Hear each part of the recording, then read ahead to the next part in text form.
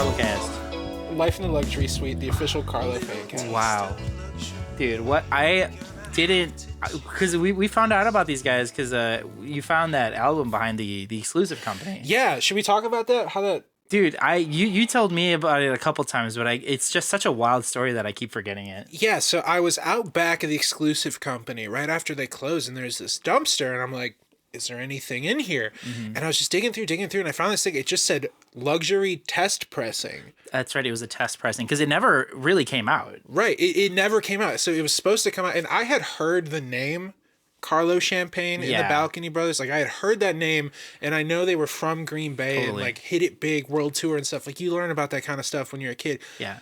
Never heard of Life in the Luxury Suite, so I really had to do some digging, and I had to I went to the Brown County Library and looked through some old newspapers there, found an old press release, matched up some of the song titles with lyrics that I heard on this thing, and it was the one that I matched it up with was City Rock 5000, because that really stuck out to me. What a track. It's crazy. But yeah, and so we looked him up, and obviously Carlo's not around anymore, and we don't need to get into the RIP. We don't need to get into that. But we managed to get in contact with Robbie Velour. Yes. And I think you were the one who initially called him up. Yeah, I mean he's a tough, when people are in the industry too long, they start to get a little crotchety, and it seems like I don't know, as you said, we're not going to get into it, but there's just it feels like maybe something happened there. Yeah, but I would love to get them on this show. Come to our pod. I would love to get Robbie on this show. Oh my god! But then, so we could maybe get him to phone in one of these times or something. We could probably get him in. Yeah. But Thomas knows him now that he's in the band. So that's what I was going to say, is the key to this whole thing, this whole revival, was Thomas Killian. Honestly, without Thomas, no projects I think would ever get off the ground in Green Bay. And it's nuts because they requested, they said, we're not doing this unless you get us. And it was funny because what they said is, we want a drummer of the caliber of Thomas Killian. They didn't think they could get him. I'll do you one better. How about you get the Thomas Killian? And that's what got them to sign on. Right. And that show, man, at the Lyric Room was... I missed it. Dude. I was downstairs cleaning up after the mess they made. All 69 people that were there were just blown away by I blacked out. I couldn't from just the talent. I couldn't tell you one song they played. Right. But I just know it was unreal. I keep seeing clips of the band, and you'd swear that I could swear I was there just from the energy from those videos. Right. And just it's crazy. I don't know what crazy drugs or remedies or stuff those guys are doing. I mean, they look like they're in their 20s. They look like they're in their 20s, but they've been around since, I mean, I think 71 was when their first... I think 71 was in their first, but I think they've been through it's weird because they're so secretive, and you don't get to see everything just feels like unconfirmed rumors, but I feel like they've had to have gone through maybe the Kiss model where none of the original members are the surviving people. Well, let's see. I know Skid Montana joined in 84. After which divorce was that? That was his 5th or 6th. Well, so that it was funny because he met the band because his wife that he was divorcing was cheating on him with Robbie Velour. Oh, that's what it was. And he went over to Robbie's place to beat him up, kick his ass. And then he was like, "Hold on, what are you listening to?" Yeah. And Robbie was like, "Oh, that's for our upcoming album." And Skid was like, "No. Those keys are terrible. Let me." And he sat down at the piano. And he played. What song did it turn into? It was Velvet Heartbeat was the song that it turned into. That piano solo. That was one take. Because Robbie's apartment. Yeah, that's true. Because I remember hearing about that because he took so many drugs just to get the inhumane strength to go beat up a man of Robbie Velour's stature that he only had the energy he passed out as soon as he was done playing it. Yep. It's like when you are feeling sick before a show. Yeah. And you're given the adrenaline to, but it was just a massive amounts of cocaine. Do you know who his drug dealer was? Who? Nancy Reagan. No. In his memoir, Nancy Reagan was his drug dealer. Wow. 1984. Can you write a memoir and still be alive? Autobiography? In his book, in his novel. It is in his novel. In his novel. But yeah, these guys, I mean, if you were at the show, you know. And finally, the exciting thing is that we finally have those sessions, the Life in the Luxury Suite sessions. God. It took a lot of convincing to even get them to play, but like they were riding so high after that show, probably fueled by some other sort of substances. The first time I heard these, they only put out 4 of the songs. I don't know if we'll ever hear the rest. I think the tapes were burned, but the first time I heard Chartreuse City on the Bay, oh my God, I threw up and peed myself and pooped myself. That's insane. I'm not afraid to admit that. That's how good it was. I mean, we gush a lot about Weezer, but this is like the one band that has like consistently, like when I listened to the live recordings of their live at the Hollywood Bowl, that show, I cried so much that I was dehydrated for 3 weeks after that. I had to drive hooked up to an IV. Care. I had to drive him to urgent care because he was crying so hard. So he took me to Bell and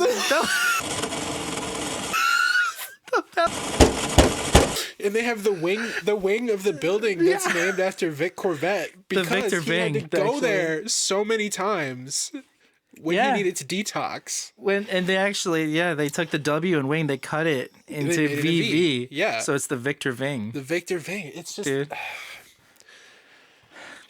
we should get into this. We should get into this. All right, we're going to do a track by track selections from the Luxury Suite. Now we will warn you, you may need to pause because if you're experiencing any heightened emotions or anything, you may need to pause. It's unsafe. Drink a glass of water, sit down because it's so good. We usually during these things we have like a bit where we're like drinking something. I don't think it's safe. Yeah, exactly. Like to consume alcohol. Have a buddy. To this.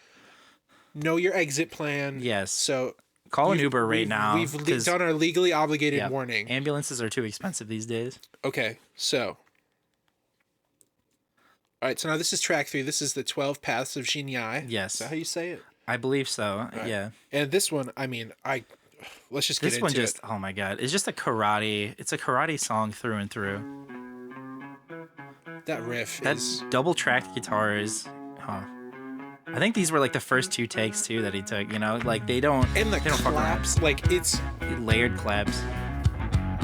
I just need a minute.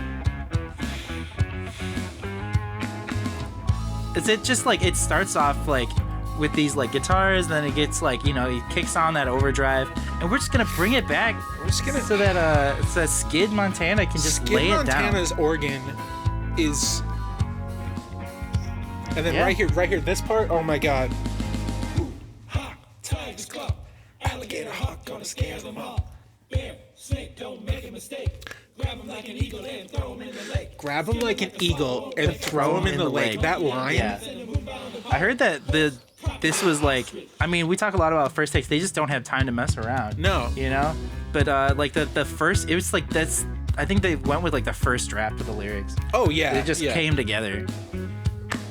It's so kick on that overdrive, that octave on the guitar too. More keys. It's interesting how Carlo Champagne can be a masterclass in subtlety and also going over the top. Yeah. I don't quite understand. This song has some of the highest highs and just like the chillest chills. They've said that like they've studied his brain and it took a team of 6 doctors to like just figure out how big his brain is and like how good he is at music. I don't even know. I can't explain. I don't know enough about medicine to explain. But it was like a team of 6 doctors. I've heard he has like the hardest rock hard brain of all time. It's unnatural. And back to this chorus. It just comes back. These are the only lyrics in the entire song. And there's so many layers to what they're saying about politics. Oh, absolutely. About politics, world history, human connection, about love. Key change. Sorry about it. Key change. Was that a minor third? Is that a minor third? It went up a minor third, and that. I would say that's a Weezer reference, but this technically predates Weezer. So the thing is, okay, we talk a lot about Weezer. You listen to Weezer's Blue album. They have a lot of those key changes that go up a minor third. And there's an interview where Rivers Cuomo name dropped Carlo Champagne as his influence for that. That's true. Which is such like, as Weezer fans from Green Bay, like to hear Rivers Cuomo talking about a band from Green Bay is insane. It's kind of, honestly, that's one of the weirdest things to me is that Carlo didn't end up on Heart Songs, but I think in those, like, if you look through like the paperwork for that they were talking about, he was on there. He just had to condense it. And it's just something that, like, you know, it's on the demo. It's on the demo for sure. Yeah, this just, I mean, imagine if this had come out 1989. It would have changed the musical landscape. What would pop music look like now? Like, I don't think TikTok would exist if this, because everyone would be able to keep their attention span for more than 30 seconds. It would have saved. Oh, just one more to cap it off. Alligator hawk gonna scare them up. Bear, snake, don't make a mistake. Grab him like an eagle. Rhyming snake with mistake with lake. Wow. Wow. Send a moonbound Apollo. That's I think also this song technically predates the first Apollo mission.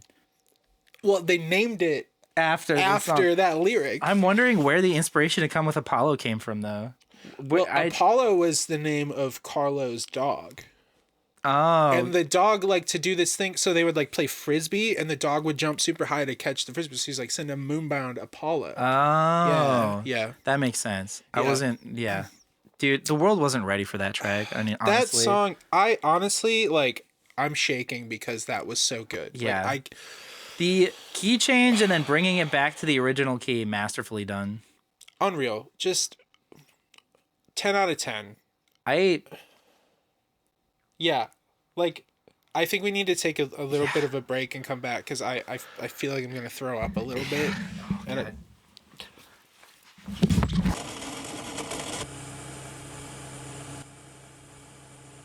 all right, we're back. Yeah, I took a stumble there. Are you good? Yeah, okay. No, it's actually 4 hours later. Yeah. We had to come back because it's such a good song coming up that. Are you ready for I'm ready for the city to rock tonight. The first time I heard this song, both of my legs broke. In different places. It hurt so bad, but the song was so good that they immediately healed. Yeah, totally. City Rock 5000, it's a song about going out on the town, going to see a band like Carlo Champagne and the Balcony Brothers, and just feeling the electricity in the air. I mean, a lot of people speculate on what the 5,000 means because like there's many things that like it could be. Like I heard there were 5,000 backup vocal takes done on this. That's the one I heard too. I also heard that Carlo used a 5,000 watt amp at the Hollywood even think Bowl. That existed. Well, it was a custom model. It was from Line 6. It was it made it for him, and it was a custom model. And there's the lyric about like shooting the lightning all over the crowd. Yeah. So like that happened. 40 people got electrocuted. I don't know if we're allowed to talk about that. All right, we'll cut. All right, this is City Rock 5000. Right off the bat with those chords. Oh my god. Oh, just keys coming in with the harm. It's crazy how in this time when they were like, you know, I don't think you could like the drum sound unnaturally good. Well, this drum sound, I believe, was used, like, they sampled this for a lot of the stock sounds in Logic. Is that what it ended up being? Pure. Okay. Yeah. Or was it Easy Drummer? I think. Yeah. I think it's gonna be a good song when it's drum sound sampled, but they're completely natural. Sure. You do gotta get your groove on, dude. Gotta shake it all out. Gotta feel the rhythm. Here we go. Oh. The layered backing vocals are just... Every instrument serves itself and the song. Yep. This is the most selfish band I think I've ever listened to, but it just makes sense. I heard that Robbie Velour did one take. Yeah. One take. That's for that vocal. I don't even think he had the lyrics written when he walked into the studio. He actually didn't. This was one take made. It was this second verse that the second half of the verse he made it up on the spot. Oh my god. Yeah. Wow. He showed in with half a piece of paper, and I think it like fell down, and he written on a cocktail napkin. Yeah. And it sweated. Sheeted all over the crowd. I heard 13,000 people. 13,000 people died at that show at the Hollywood Bowl. How many people does the Hollywood Bowl hold? 100,000, something like that.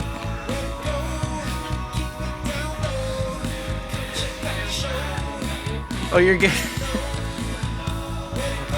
How many people did you say died at the Hollywood Bowl? 18,000.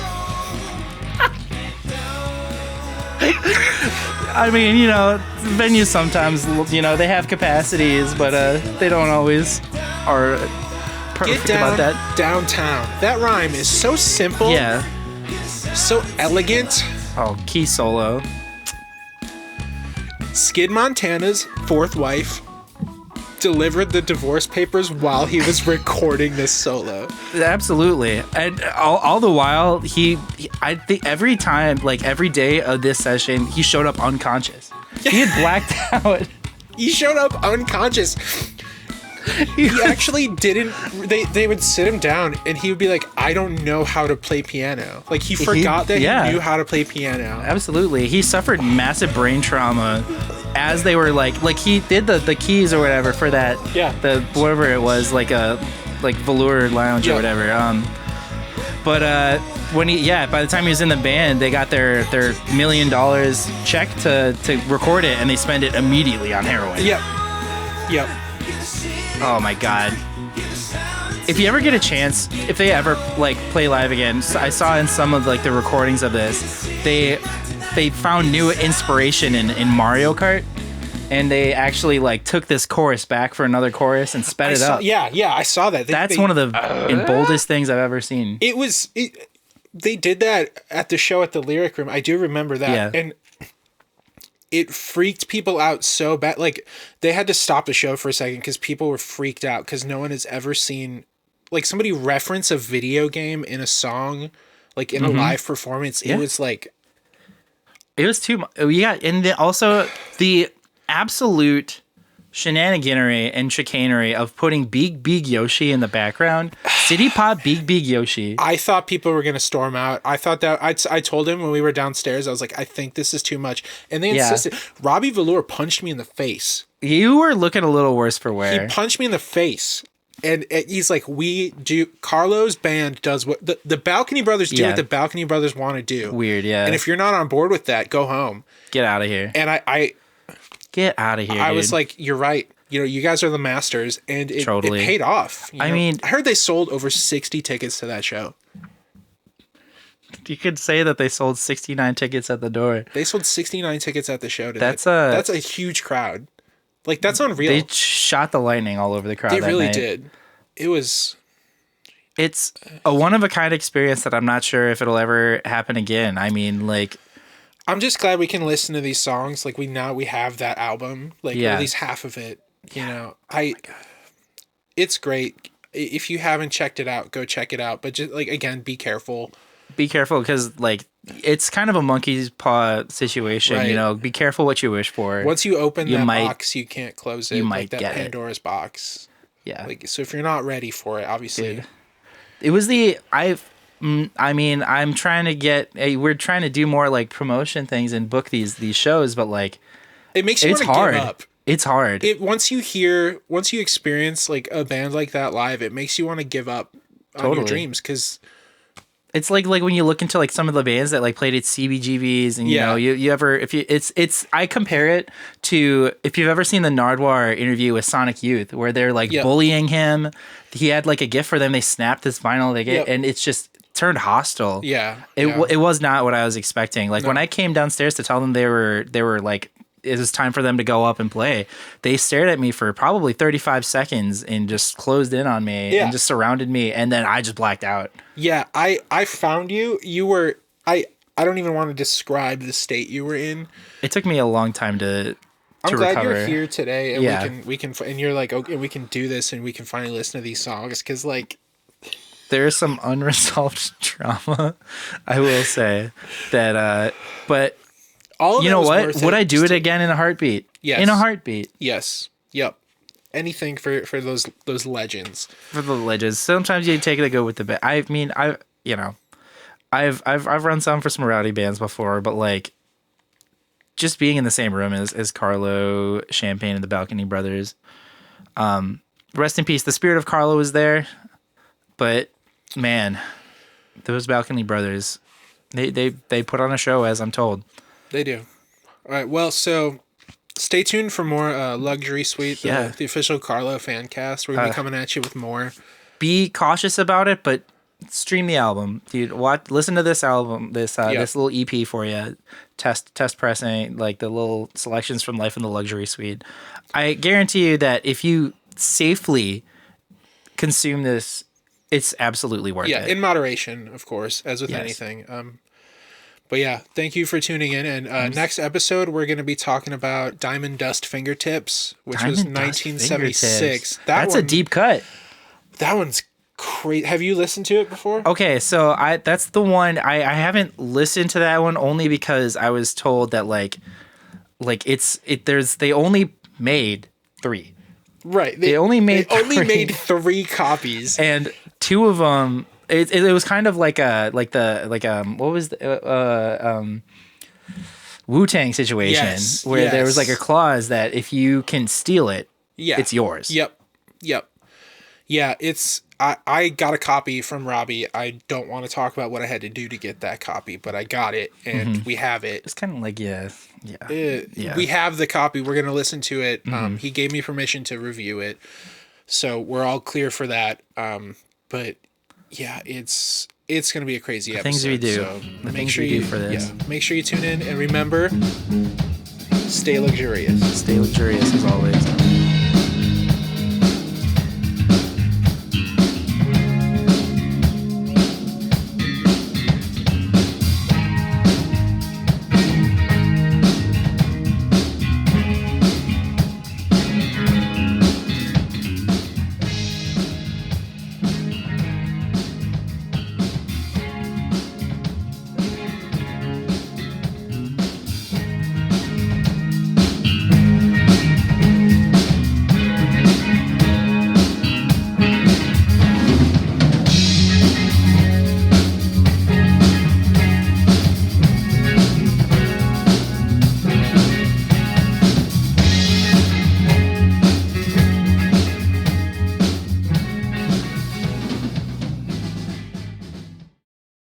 It's the world is burning.